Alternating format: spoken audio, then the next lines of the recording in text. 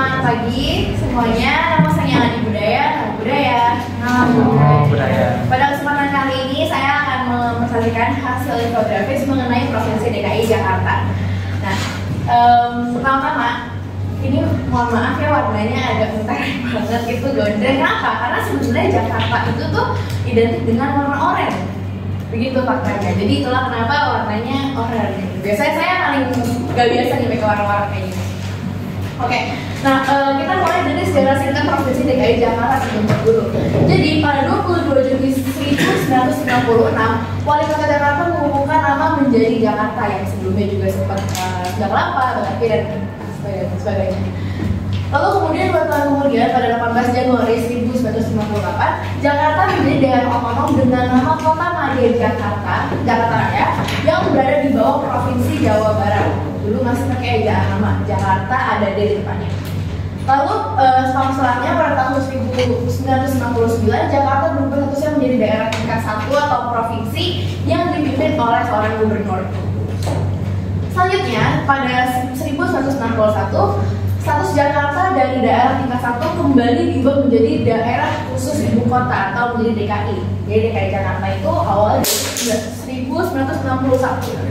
Nah, selanjutnya pada 31 Agustus 1964, Ibu Kota Jakarta Raya resmi menjadi Ibu Kota Negara Republik Indonesia dengan nama Jakarta.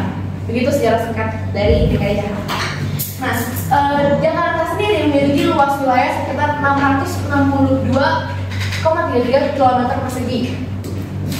Dengan jumlah penduduk Jakarta yang pada tahun 2023 itu mencapai 10.679.951 jiwa, yang datanya saya dapatkan dari BPS atau Badan Pusat Statistik, dengan persentase pertumbuhan penduduk per tahun yaitu 0,64%. Nah, membahas kependudukan ini, kita juga harus tahu nih kualitas SDM-nya itu di Jakarta gimana sih? Sebenarnya hingga saat ini kualitas SDM di DKI Jakarta masih tergolong rendah. Kenapa? Karena menurut data BPS menunjukkan bahwa tenaga kerja di Indonesia masih didominasi oleh tamatan SMA ke bawah. Mungkin kalau sekarang sih sudah nggak itu banyak gitu ya, tapi maksudnya untuk pekerja-pekerja yang di bawah tamatan SMA itu ya masih banyak juga kita temukan gitu kan.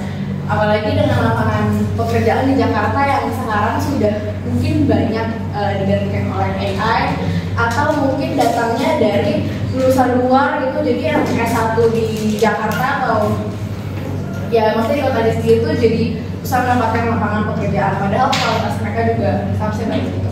Nah, kita lanjut kepada masalah kependudukan DKI Jakarta. Yang pertama masalah kepadatan penduduk, karena seperti yang kita tahu DKI Jakarta itu merupakan salah satu provinsi yang padat, karena DKI Jakarta ini kan sebuah ibu kota gitu, dengan lapangan pekerjaan yang dianggap sangat menguntungkan. Jadi banyak nih orang-orang dari desa itu yang datang ke Jakarta untuk cari kerja, sehingga menyebabkan kepadatan penduduk. Nah, kepadatan penduduk ini pada akhirnya membuat jumlah lapangan kerja itu terkikis, karena saking banyaknya mereka. Ya jadi kalau misalkan ada lulusan baru tuh ya mereka akan susah untuk cari kerja.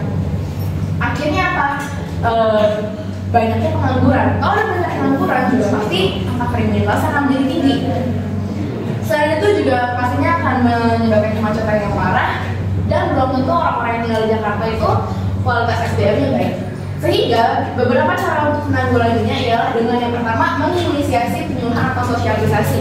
Mungkin bisa dalam bentuk pelatihan untuk pekerjaan.